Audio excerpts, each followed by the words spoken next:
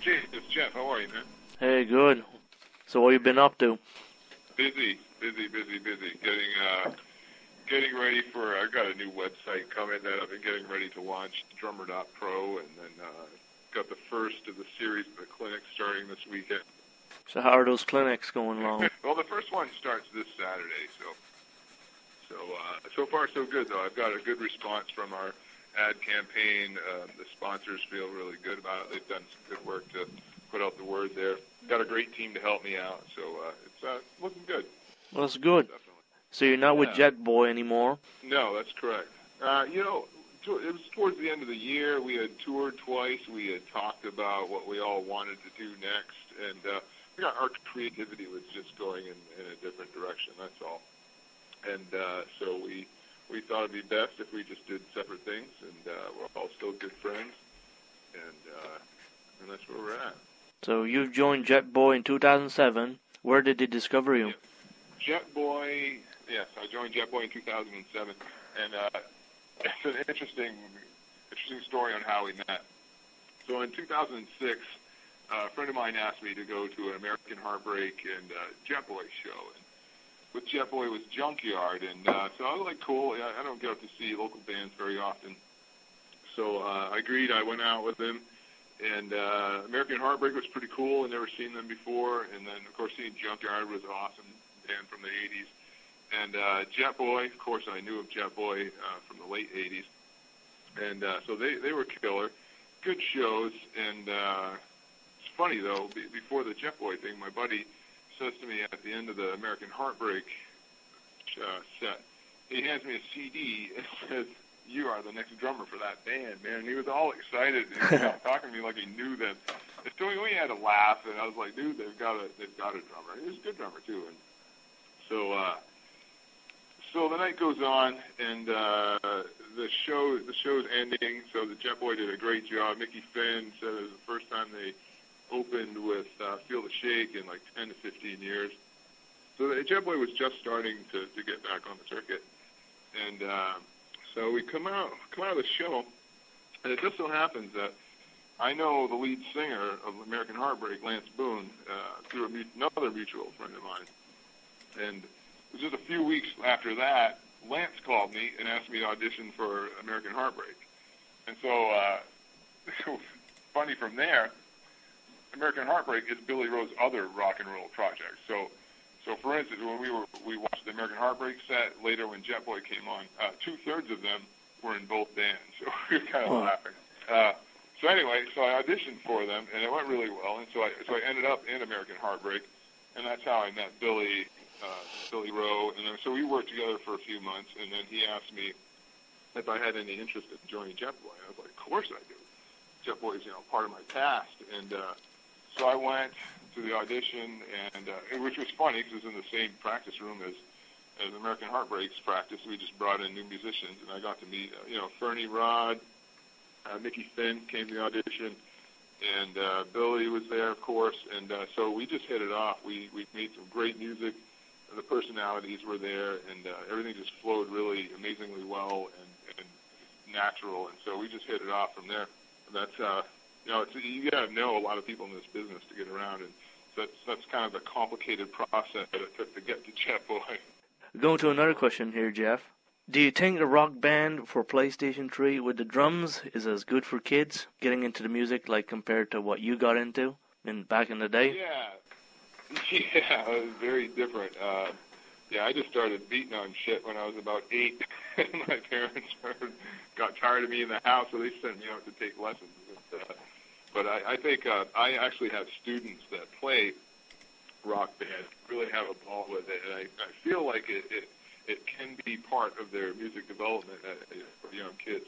It seems to teach a certain level of dexterity, which is required to be a drummer, of course, and gives them some tempo consistency as well. So I definitely have them use it as a tool if they enjoy playing it. Of course, forcing them to practice outside of that as well. But so I've only watched it being played because I have this fear that I'll sit down at this rock band kit and do something that a little 5-year-old will come up and just kick my ass. No way. Or break the drum set. Yeah, exactly. You know, because it is a little bit different. It's just like I thought I was good at Guitar Hero for a little bit, and then I played online, and I was just annihilated in seconds. You know, and I assume they're all 5-year-olds, 6-year-olds. Yeah. So, yeah, I think it does help, definitely. At least it introduces the music to them, the new... Yeah, exactly. And again, you know, it does provide some, you know, there's a good consistent tempo to the music, and that's always good for a developing drummer. And it teaches them that dexterity that they're going to need as well. Absolutely. You opened for Judas Priest and Slayer, and how crazy was it? Yeah, I like this question. It's in a band called Days of Rage, and I still write with Tony Alakwa, a good friend of mine from that band. And this was so killer because we were really excited. We're talking about opening for legends, and I played with a lot of people, but just to watch, you know, Judas Priest was amazing, and to open the show. And Slayer was great too, but man, Priest just threw it down. Awesome show, playing for legends, and got an interesting story, of course, though. Great. For everything. That's what we want. So we opened this show, right? It's a total badass show, and then we're done with our set, and they take about an hour to configure the stage for Priest, and so we were backstage, and they came out, and it was just incredible. It was right out of the 80s, the same 100,000-watt light show, and big stage rigs, and just amazing. And Rob Halford just commands the stage. I mean, he's just walking around, pacing like a friggin' horny cat, just back and forth, just belting it out. So we watch a few songs, getting into it from backstage, and the roadies roll out Rob's Harley. I forget what song it was for, but so they're rolling his Harley by so he can come over and get it and drive it across the stage. And our friggin' singer jokingly throws his hands in the air and says, "Let's take Rob's Harley for a ride," joking, smiling. Holy shit. So needless to say, about 2 minutes after that, our new perspective of the Judas Priest show was outside. They fucking threw us right out. Yeah.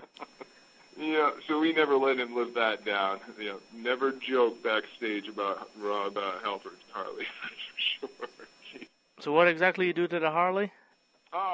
He was joking about, he said, "Let's take Rob's Harley for a ride," and he threw his hands in the air, you know, like he made a big show of it, and but he didn't, like, move towards it, but just the fact that he said that pissed them off, and they just threw us out. They said, "Get out." This is all backstage. Oh, yeah, backstage, yep.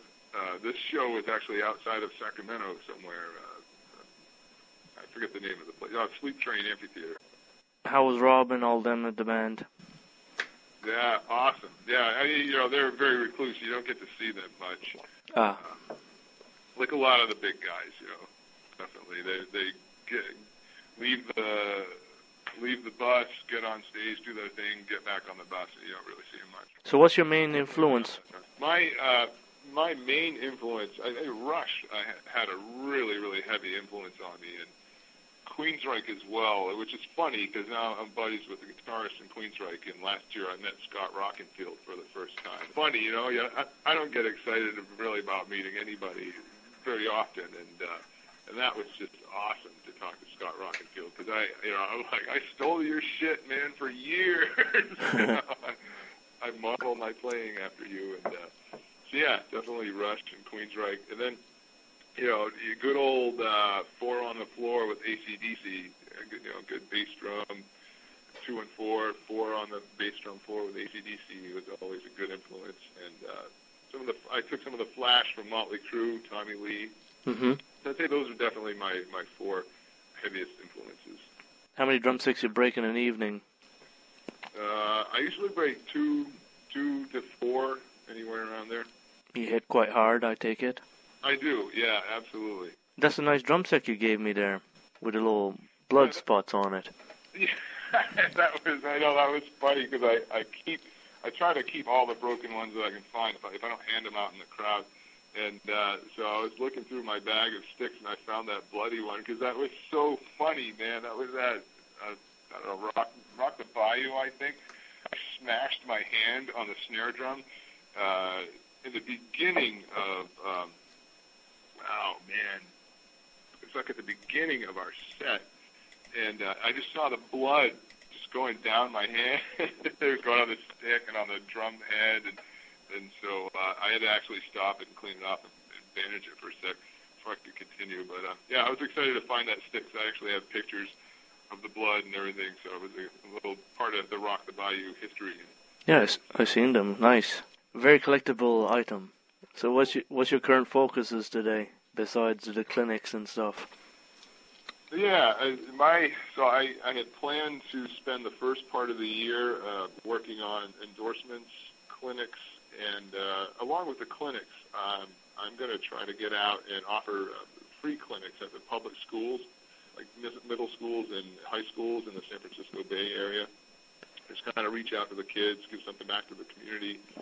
And so I really wanted to focus on that, and then I'm going to also release Drummer Pro here, which is going to be a collaboration of really high-level pro drummers offering a lot of different input. I don't have it, I can't really release it yet, but that's got a lot of good ideas going into that, and I think it's going to be the next big thing for drummers.